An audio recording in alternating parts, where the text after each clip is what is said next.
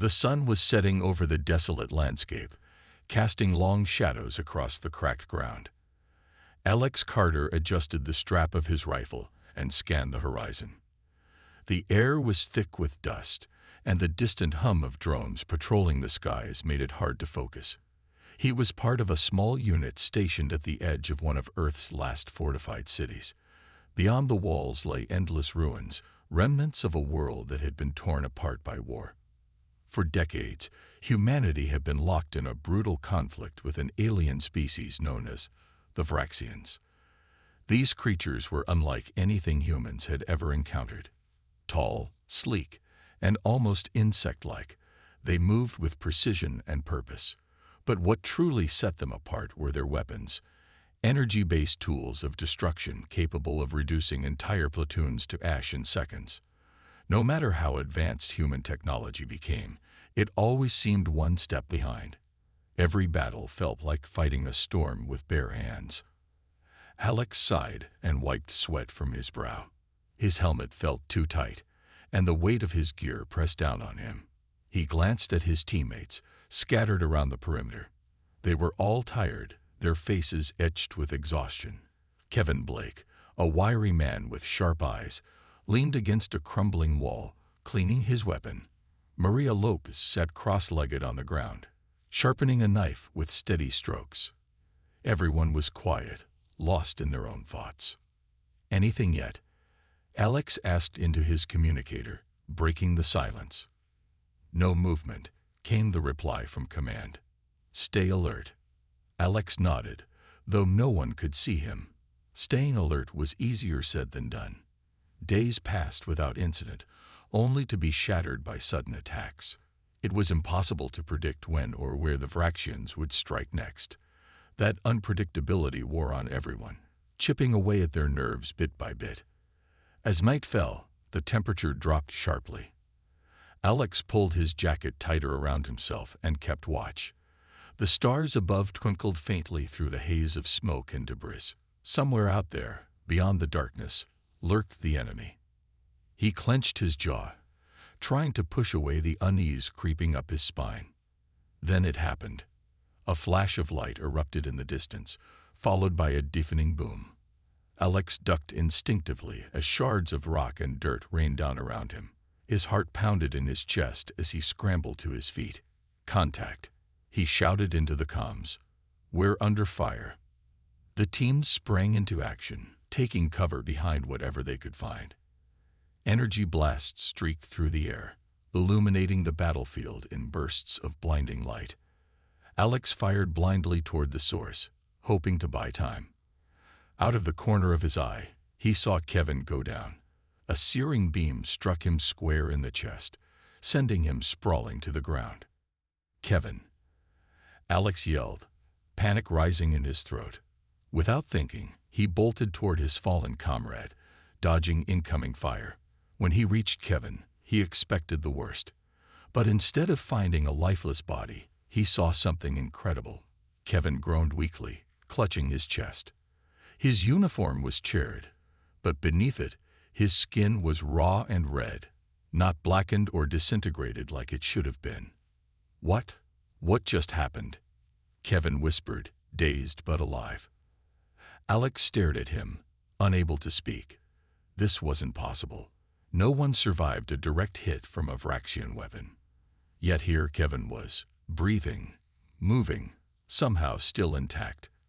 For a moment, Alex forgot about the chaos around them. Something inside him stirred, a flicker of hope amidst the despair. When reinforcements finally arrived and drove the Vraxians back, Alex couldn't stop thinking about what he'd seen. As medics rushed Kevin away, Alex knew this wasn't just luck. There was something different about humans, something extraordinary. And if they could figure out what it was, maybe, just maybe, they stood a chance against the invaders after all. The next morning, Alex found himself standing in a sterile white room at the research facility. The walls were lined with monitors displaying complex graphs and data streams that he didn't understand. In the center of the room was a medical bed where Kevin Blake lay, still weak but alive. His chest was wrapped in bandages, and his face was pale, but his eyes were open and alert. Scientists moved around him, taking notes and running tests. Dr. Rachel Monroe stood nearby, her dark hair pulled back into a tight ponytail. She wore a lab coat that seemed too big for her slender frame, and her glasses kept slipping down her nose as she worked. She had been called in after Kevin's miraculous survival, and now she was determined to figure out what made him different. Alex watched her closely, curious about this woman who seemed so focused yet so calm under pressure. "Tell me again what happened," Rachel said, turning to Alex. Her voice was soft but firm.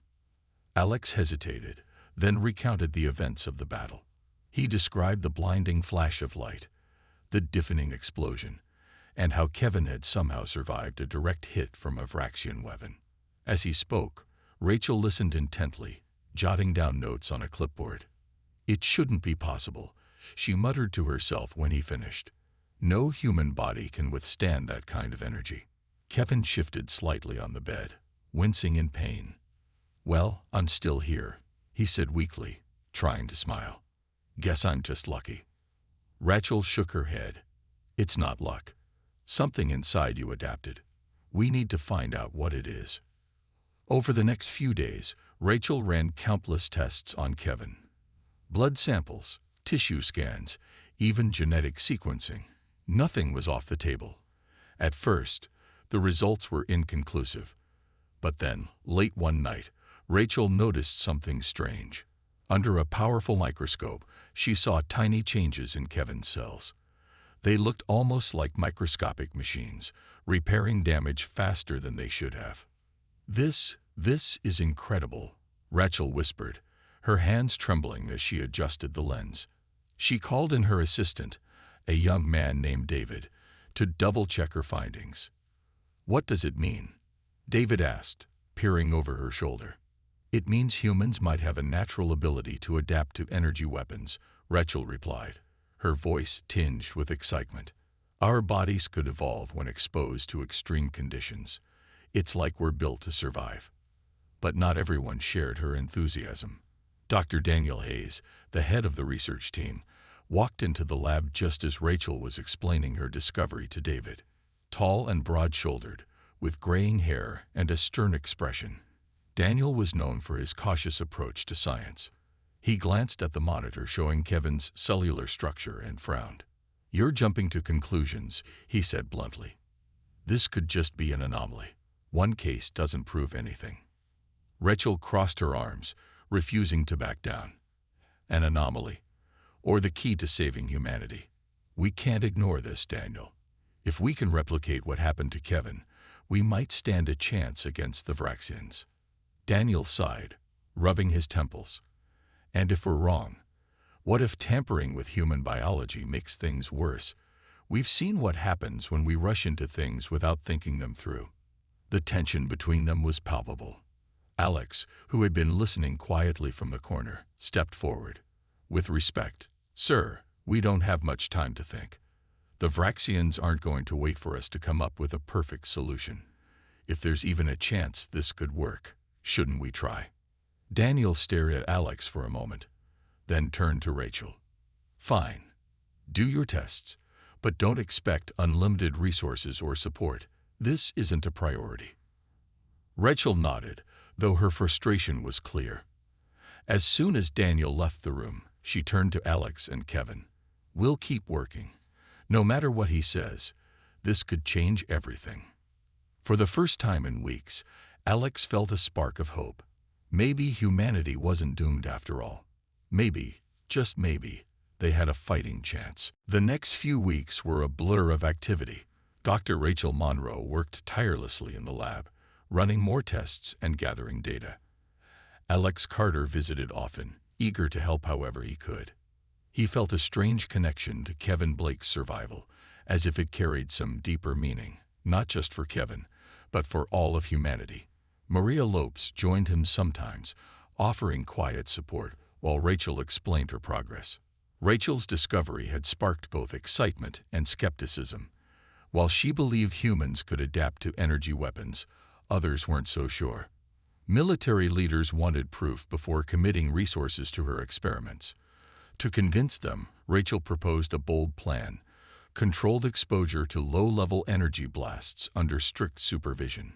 She needed volunteers willing to take the risk. "I'll do it," Alex said without hesitation when Rachel asked. His voice was steady, though his hands trembled slightly. "If this works, it could save lives." Maria frowned.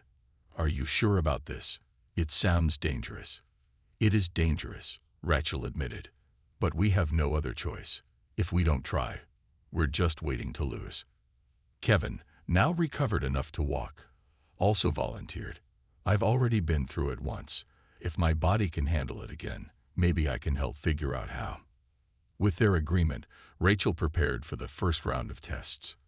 The process was slow and methodical. Volunteers stood inside a reinforced chamber while scientists fired weak energy pulses at them. Each blast left marks on their skin, burns or bruises, but something remarkable happened afterward. Their wounds began healing faster than normal, almost as if their bodies were learning to repair themselves. Alex stepped into the chamber for his turn. His heart raced as the machine hummed to life. A faint beam of light struck his arm, sending a sharp pain through his muscles. He gritted his teeth, refusing to flinch. When the test ended, he examined the mark left behind. It stung, but within hours, the redness faded, and the swelling disappeared. "This is incredible," Rachel said, reviewing the results. "Your cells are adapting. They're becoming stronger each time." Word of the experiments spread quickly. Some saw hope, others saw recklessness. Daniel Hayes voiced his concerns loudly during meetings with military officials. "We're playing with forces we don't fully understand," he argued. "What happens if someone dies? Or worse, what if they lose control of these abilities?" Rachel countered him every time.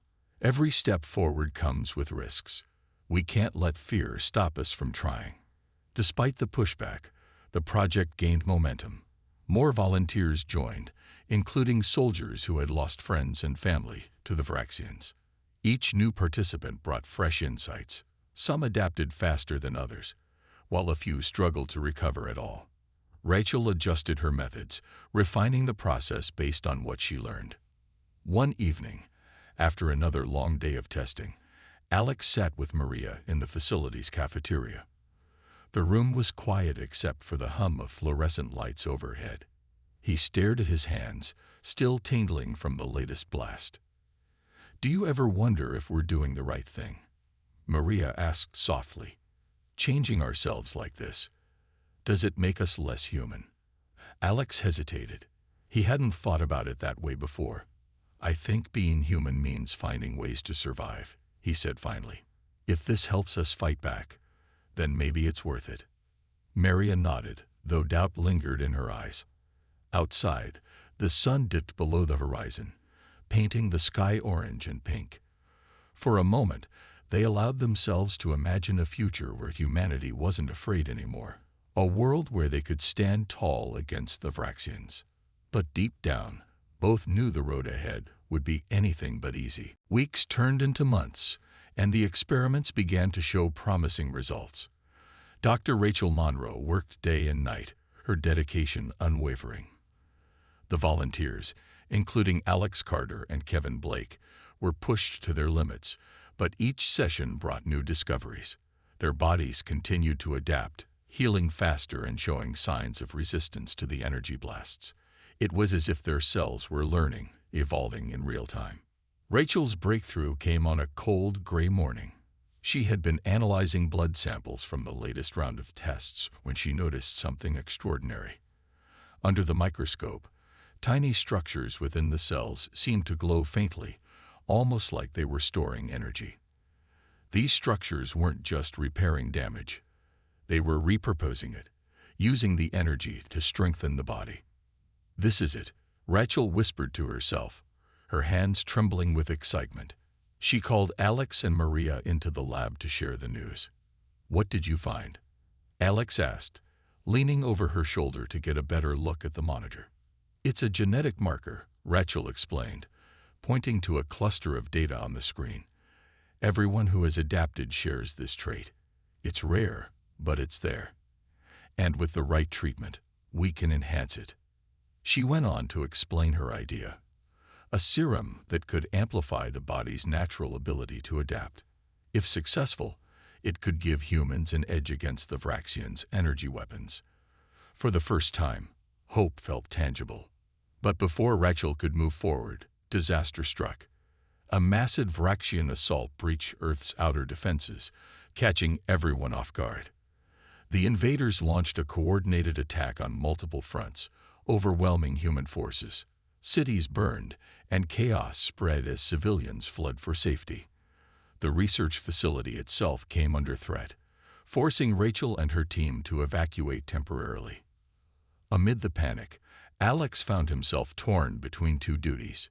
He wanted to stay and help Rachel complete the serum, but his role as a soldier demanded he join the fight.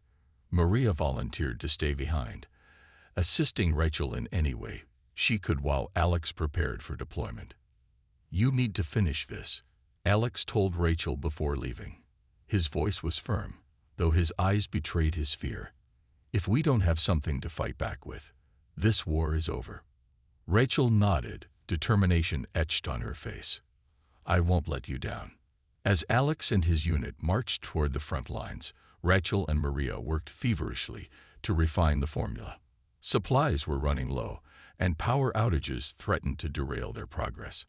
But Rachel refused to give up. Using makeshift equipment and scavenged materials, she managed to create a small batch of the serum. "We'll need to test it," Maria said, watching Rachel carefully measure the liquid into vials. "There's no time," Rachel replied, her tone grim. "We'll have to trust that it works." Meanwhile, Alex and his squad faced relentless attacks. The Vraxians showed no mercy, their energy weapons cutting through defenses like paper. Casualties mounted, and morale plummeted. Just when it seemed all hope was lost, reinforcements arrived. Soldiers carrying experimental gear developed by Rachel's team. Among them was a crate labeled serum. Alex opened the crate to find syringes filled with a glowing blue liquid. Attached was a note from Rachel. "Inject this before battle. Trust me." Without hesitation, Alex rolled up his sleeve and injected the serum into his arm. The others followed suit, their faces filled with a mix of fear and determination. As the substance coursed through his veins, Alex felt a strange warmth spreading through his body. His senses sharpened, and his muscles tingled with energy. When the next wave of Vraxians attacked, Alex raised his weapon, not just to fight, but to survive. The battlefield was chaos. Explosions lit up the night sky, and the air was thick with smoke and the acrid smell of burning metal. Alex Carter crouched behind a crumbling wall, his heart pounding in his chest. The serum Rachel had given him coursed through his veins, making his skin tingle and his muscles feel alive with energy. He wasn't sure what to expect, but he knew one thing: they were out of options. When the Vraxians launched another wave of attacks, Alex stepped forward, gripping his rifle tightly. A blinding beam of energy shot toward him, and instinctively, he raised his arm to block it. To his shock, the blast didn't tear through him. Instead, the energy seemed to ripple across his skin, absorbed like water into sand. For a moment, he felt a surge of power, as if the energy had become part of him. What just happened? Kevin Blake muttered from behind him, staring wide-eyed at Alex's unharmed arm. "I don't know," Alex replied, his voice shaking. "But I think it worked." Encouraged by Alex's survival, the rest of the squad pushed forward, their newfound abilities giving them an edge. One by one, they absorbed or deflected energy blasts that would have killed them moments before. The Vraxians hesitated, clearly confused by this sudden change in their opponents. But the aliens quickly adapted, intensifying their assault. Despite the initial success, the serum wasn't perfect. Some soldiers struggled to control their new abilities, their bodies overwhelmed by the influx of energy. One man screamed as his skin glowed brightly, then collapsed, unconscious. Another stumbled, clutching his head, muttering about voices in his mind. Alex watched in horror, realizing the risks Rachel had warned them about were very real. Back at the research facility, Rachel Monroe paced anxiously, waiting for updates from the front lines. Maria Lopes sat at a computer, monitoring communication channels for any sign of the team. When reports came in about the serum's effects, both good and bad, Rachel's face turned pale. "We need more time," she whispered, running her hands through her hair. "They're using it too soon. It's not ready." Maria placed a reassuring hand on her shoulder. "You did everything you could. This isn't your fault." Before Rachel could respond, Dr. Daniel Hayes stormed into the room, his expression furious. "What have you done?" he demanded, slamming a report onto the table. "People are dying because of your reckless experiments." Rachel faced him, her voice steady despite the fear in her eyes. "And how many more would die without them? We're losing this war, Daniel. If we don't take risks, humanity has no future." Daniel shook his head. "You're playing God, Rachel. This isn't science. It's madness." Without waiting for a response, he turned and left the room. Later that night, Rachel discovered something chilling. While reviewing data logs, she found evidence of tampering. Someone had sabotaged her research, deleting critical files and corrupting months of work. Her stomach sank as she realized who was responsible. Confronting Daniel in his office, she accused him directly. "Why would you do this?" she demanded, her voice trembling with anger. "How could you destroy our only chance?" Daniel sighed, looking older and wearier than usual. "Because I've seen what happens when we rush into things without thinking. Enhanced soldiers turn rogue, lose control, hurt innocent people. Is that what you want? A world where humans are weapons?" Rachel clenched her fists. "We don't have the luxury of caution anymore. If we don't adapt, we'll be wiped out." Before she could argue further, an alarm blared through the facility. The Vraxians were advancing again, closer than ever. With no time to waste, Rachel made a decision. Using what remained of her research, she prepared a second batch of the serum, knowing it might be their last hope. As she injected the vials into containers for transport, Maria appeared beside her. "Are you sure about this?" "No," Rachel admitted, "but we have to try." With the serum ready, Rachel sent it to Alex and his team, praying it would be enough to turn the tide. The second batch of serum arrived just in time. Alex Carter and his squad were pinned down behind a shattered barricade, their energy-absorbing abilities beginning to falter under the relentless assault of the Vraxians. The aliens had adapted their tactics, firing faster and more unpredictably. Several soldiers had already collapsed from overexposure, their bodies unable to handle the strain. When the crate containing the new serum was delivered, Alex didn't hesitate. He grabbed a syringe and injected himself again, ignoring the sharp sting in his arm. The others followed suit, grimacing as the liquid entered their veins. Almost immediately, Alex felt a surge of strength and clarity. His senses sharpened, and the tingling sensation returned, stronger this time. He could feel the energy around him, like static electricity crackling in the air. "Stay close," Alex ordered his team. "We don't know how long this will last." With renewed determination, they charged forward into the fray. This time, the serum worked even better than before. Energy blasts that once overwhelmed them now flowed harmlessly through their bodies, leaving them unscathed.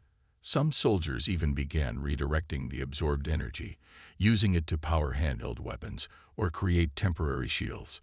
It was as if humanity had unlocked a hidden potential, one that allowed them to fight back against the seemingly unstoppable Vraxians.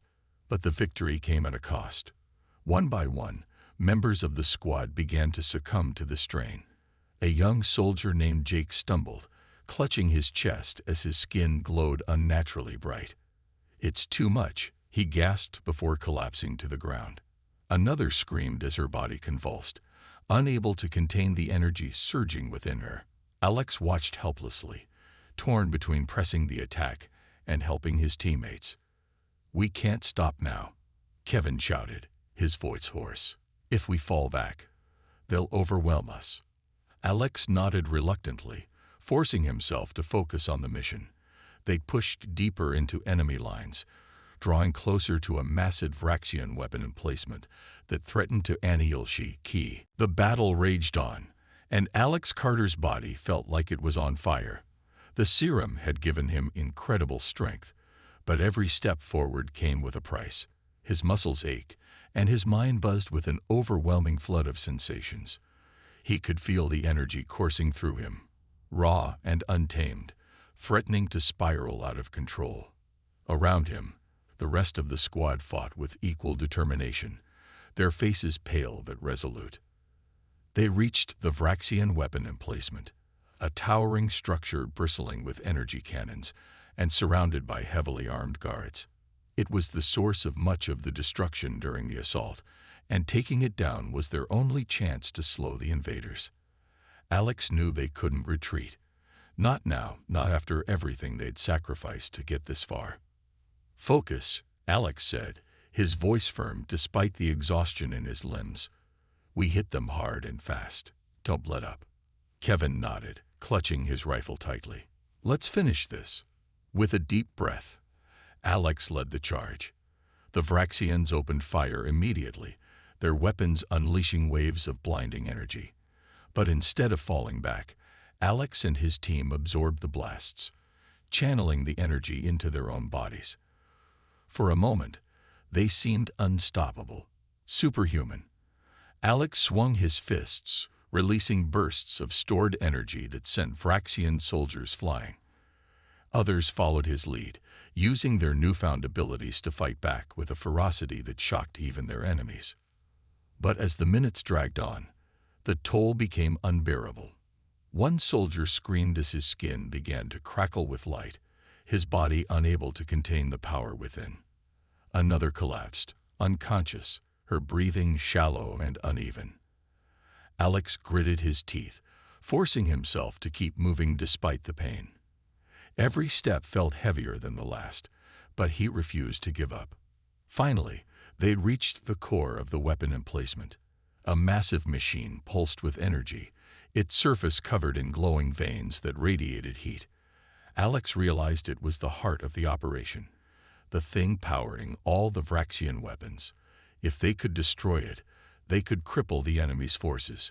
"How do we take it down?" Kevin asked, his voice strained. Alex scanned the machine, searching for a weak point. "We overload it," he said finally. "Feed it all the energy we've absorbed. It'll blow." Without waiting for confirmation, Alex stepped forward, placing his hands against the machine. The others joined him, pressing their palms to its surface. At first, nothing happened. Then, slowly, the machine began to hum louder, vibrating violently as it absorbed the energy pouring from their bodies. Alex clenched his jaw, fighting the dizziness overtaking him. His vision blurred, and his legs threatened to buckle, but he held on. The machine started to glow brighter, its core pulsing erratically. Alarms blared, and the Vraxians nearby scrambled to shut it down. But it was too late. With a deafening explosion, the machine erupted in a burst of light, sending shockwaves rippling across the battlefield. Alex and his team were thrown backward, their bodies slamming into the ground. When Alex opened his eyes, the world spun around him. Smoke filled the air, and the sound of distant gunfire had faded. The weapon emplacement was gone, reduced to smoldering wreckage.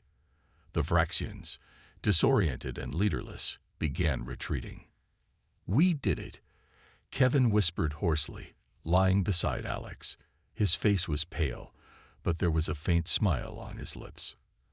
Alex didn't respond.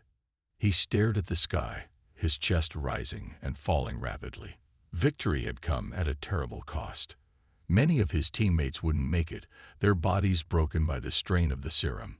And though they had won this battle, Alex couldn't shake the feeling that the war was far from over. Back at the research facility, Rachel Monroe watched footage of the explosion, her hands trembling. She had seen what the serum could do, but she had also seen its dangers. Humanity had taken a step forward, but at what price? As she turned back to her lab, determined to refine the formula. She couldn't help but wonder if they were losing themselves in the process. The serum had saved lives, but it had also changed them forever. And Alex, battered and bruised, lay on the battlefield, wondering if humanity would ever be the same again. News of the super soldiers spread quickly. Alex Carter and his team became symbols of hope. Their victory against the Vraxian weapon emplacement celebrated across what remained of Earth. Videos of soldiers absorbing energy blasts and fighting back with unimaginable strength were broadcast everywhere. For the first time in years, people dared to believe that humanity might survive. But not everyone was thrilled. Military leaders debated whether the serum should be mass-produced, while scientists argued over its long-term effects. Dr. Rachel Monroe worked tirelessly to refine the formula, but her efforts were overshadowed by growing fears about its unpredictability. Reports poured in from other units that had used the serum. Some soldiers adapted perfectly, while others lost control, lashing out violently or collapsing under the strain. Dr. Daniel Hayes seized on these incidents to push his agenda. "This isn't a solution," he told a group of generals during an emergency meeting. "It's a ticking time bomb. We're turning our own people into weapons they can't control." Rachel stood nearby, her arms crossed tightly. "And doing nothing is better. Without the serum, we'd have no chance against the Vraxians." Daniel shook his head. "There are safer ways to fight. Conventional tactics, better armor, stronger shields. We don't need to gamble with human lives like this." The room fell silent as the two glared at each other. The decision ultimately came down to necessity. With the Vraxians regrouping for another assault, there wasn't time to explore alternatives.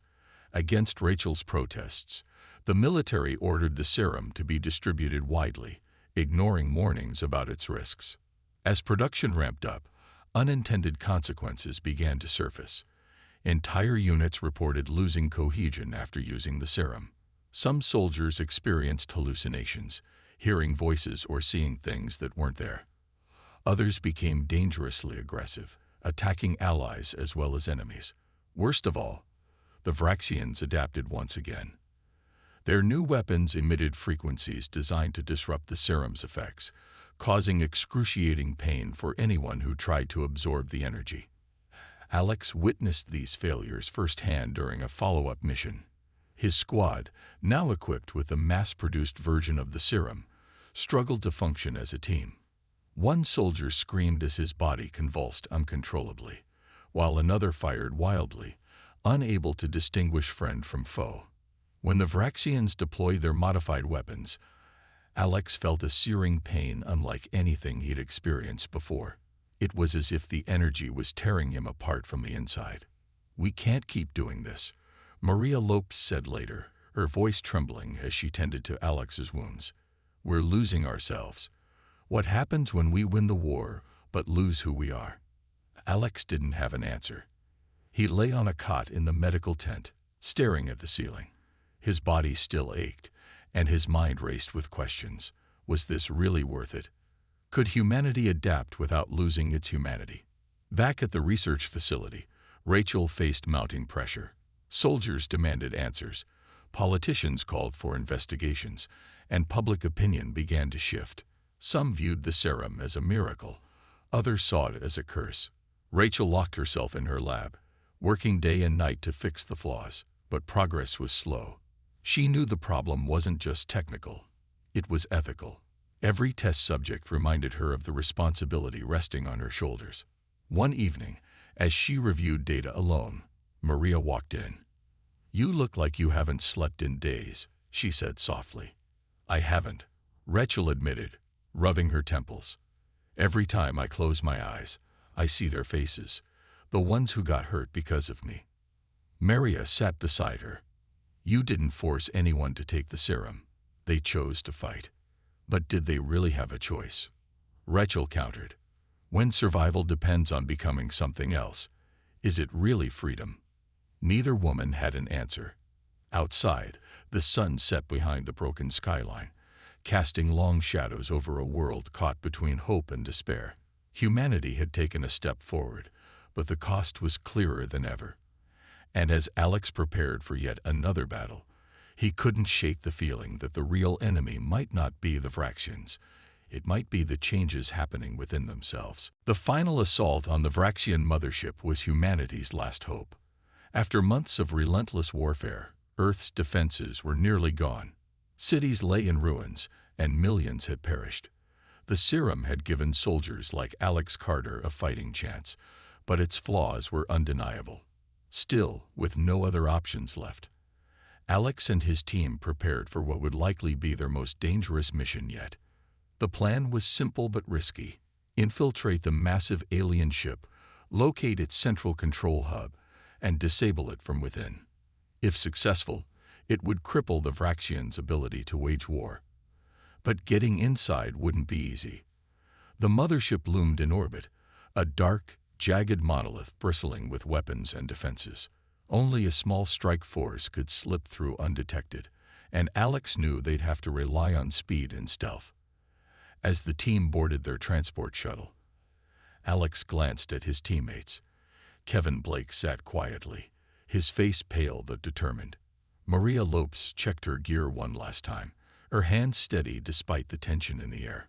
Each of them carried vials of the serum, ready to inject themselves if things turned deadly. They all understood the stakes. This mission could end the war or doom humanity forever. When they reached the mothership, the team moved cautiously through dimly lit corridors filled with strange machinery and eerie silence. The Vraxians hadn't detected them yet, but every step felt like walking into a trap.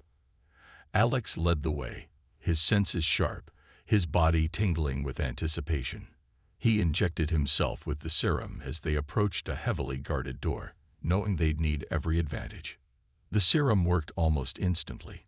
Energy blasts that would have torn through them before now fizzled harmlessly against their skin. Alex redirected the absorbed energy, using it to power makeshift shields and weapons. The team fought their way deeper into the ship, leaving trails of glowing debris behind them. Finally, they reached the central control hub, a vast chamber filled with pulsating energy cores and glowing panels. In the center stood a towering figure, a Vraxian commander surrounded by holographic displays. It turned to face them, its insect-like eyes narrowing. "You are persistent," it said in a cold, mechanical voice, "but your resistance is futile." Alex stepped forward, his fists clenched. "We're not giving up. Not now. Not ever." The commander hesitated, then gestured to the screens behind him. Images flickered to life, showing scenes of devastation, not just on Earth, but on other planets as well. Entire civilizations had been wiped out by the Vraxians, reduced to ash in their quest for domination. "We did not start this cycle," the commander explained. "Our homeworld fell to those who sought power without wisdom. We are merely survivors, doing what must be done to endure." For a moment, Alex felt doubt creep into his mind. Were the Vraxians truly monsters, or were they victims too? He thought about the cost of the war, the lives lost, the sacrifices made, and realized something important. This wasn't about revenge or hatred. It was about breaking the cycle. Instead of attacking, Alex activated a transmitter hidden in his suit. "You don't have to do this," he said firmly. "There's another way." The signal broadcast across the galaxy, carrying the truth about the Vraxians' origins and their own suffering. It was a plea for peace, a call to end the endless cycle of destruction. As the message spread, the Vraxians paused, their weapons lowering slightly. Back on Earth, people watched the transmission with mixed emotions. Some called for retaliation, while others sought a chance to heal. Rachel Monroe watched silently, tears streaming down her face. Humanity had adapted, not just to survive, but to choose a better path. The Vraxians didn't surrender immediately, but the fighting slowed. For the first time in years, there was hope that the war might end, not with victory, but with understanding. In the weeks that followed, the Vraxians began to retreat. Their attacks slowed, and their ships withdrew from Earth's orbit. It wasn't a surrender, but it was enough to give humanity a fragile reprieve. Alex Carter returned home, his body still bearing the marks of countless battles. The serum had saved his life more times than he could count, but it had also changed him in ways he didn't fully understand. He felt stronger, faster, but also disconnected, like part of him no longer belonged to the world he was fighting to protect. Back at the research facility, Dr. Rachel Monroe continued her work, determined to refine the serum. She knew its flaws all too well. The loss of control, the strain on the human body. But she also saw its potential. If used responsibly, it could be a tool for survival, not destruction. Yet every test reminded her of the cost. Too many lives had been lost, too many sacrifices made. Alex visited Rachel often, drawn by a shared sense of guilt and responsibility. They talked late into the night, debating what the future might hold. "Do you think we'll ever go back to how things were?" Alex asked one evening, staring at the cracked window of the lab. Rachel shook her head. "I don't think we can. We've changed too much, our bodies, our minds, even the way we see ourselves. But maybe that's not such a bad thing." Maria Lopes joined them sometimes, offering quiet support. She had seen the worst of humanity during the war, but she had also witnessed moments of courage and hope. "We have to choose," she said one day. "Will we use what we've learned to build something better, or will we let fear drive us?" The question lingered in the air, unanswered. Across the globe, debates raged about the serum and its role in society. Some called for its destruction, fearing it would lead to unchecked power and chaos. Others argued it was humanity's greatest achievement, proof that they could adapt and overcome even the most impossible odds. Governments struggled to regulate its use, while scientists worked to make it safer. For Alex, the hardest part was remembering why they had fought in the first place. He spent hours walking through the ruins of his hometown, searching for signs of the life he once knew. Most days, he found nothing but rubble and silence. But occasionally, he'd come across a flower blooming in the cracks of a broken street, or hear laughter echoing from a makeshift shelter. These small reminders of resilience gave him hope. One evening, as the sun dipped below the horizon, Alex stood on a hill overlooking the city. Maria joined him, carrying 2 cups of tea. "You've done enough," she said softly. "Let someone else carry the weight for a while." Alex nodded, though he wasn't sure he believed her. He had carried the weight of survival for so long that putting it down felt impossible. Still, he allowed himself a moment of peace, watching the stars appear one by one in the darkening sky. Rachel's voice came over the comms later that night, breaking the calm. "We've made progress," she said, excitement in her tone. "The new formula is stable. It doesn't push the body too far. It just enhances what's already there." Alex smiled faintly. Maybe there was still a chance to get things right. The war had left scars that would never fully heal, but it had also taught humanity something important. Strength wasn't just about surviving. It was about choosing how to move forward. As Alex lay down to sleep that night, he thought about the future. It wouldn't be easy, and it wouldn't be perfect. But for the first time in years, it felt possible. And sometimes, that was enough.